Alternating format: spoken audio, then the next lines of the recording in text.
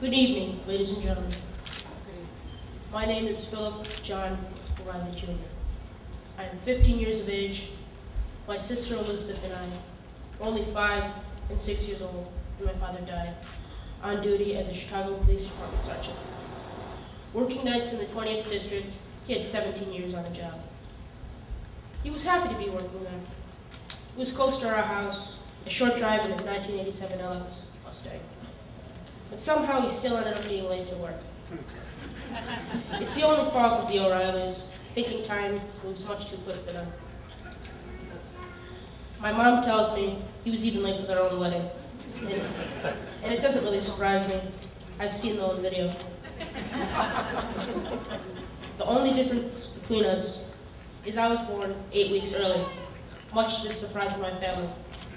So hopefully, I have started a new O'Reilly tradition of not just being on time, but also being there early.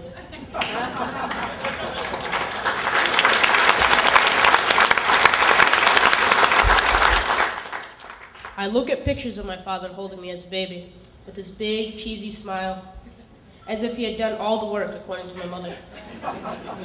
But the photos show a great sense of what kind of father he was and intended to be. Loving and solidly there. Even though his unfortunate passing happened at a young age for my sister and I, the foundation was still laid.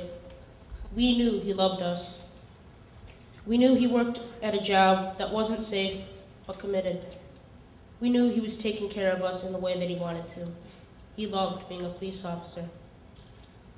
My father graduated from Loyola University with an English degree, was in the seminary briefly, but ended up in the police academy following in his older brother's footsteps.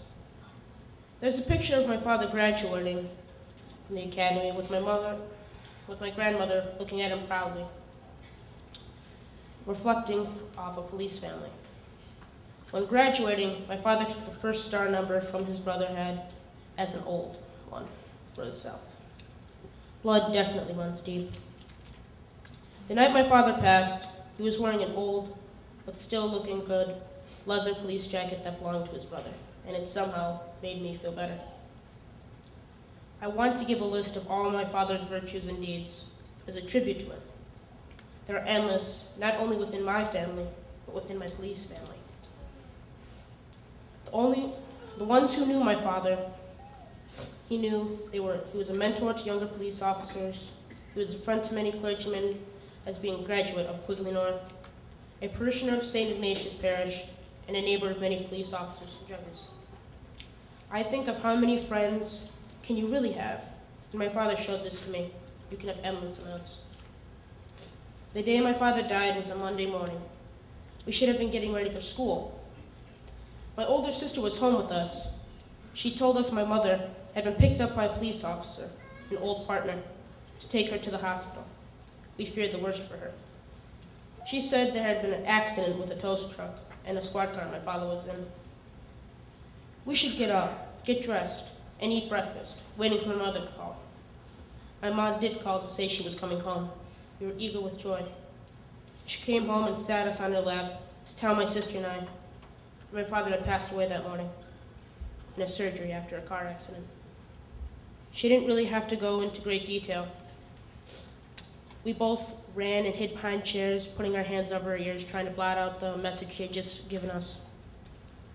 The next 4 days were just a blur, not getting any sleep, walking to people to get us dressed, and just staring blankly ahead as we were told to, next to my mother. It was very difficult to look back.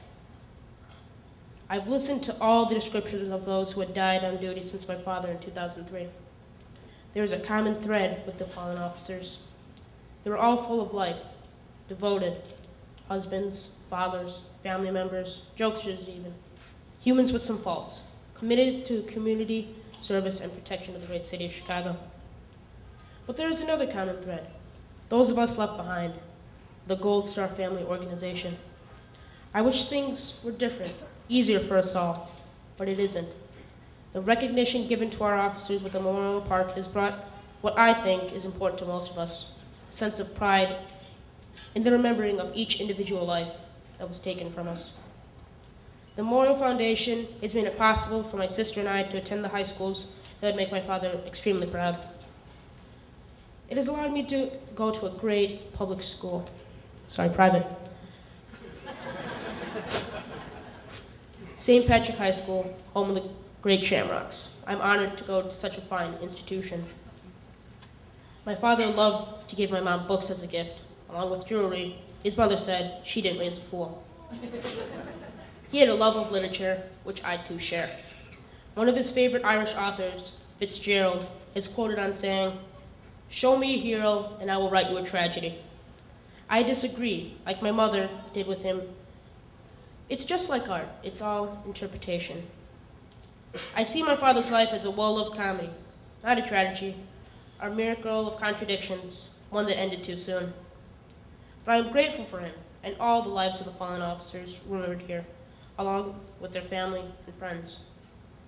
This gratitude envisioned in the memorial and actually built brings me and my family peace.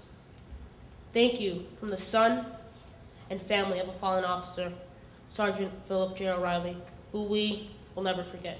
Thank you for your time.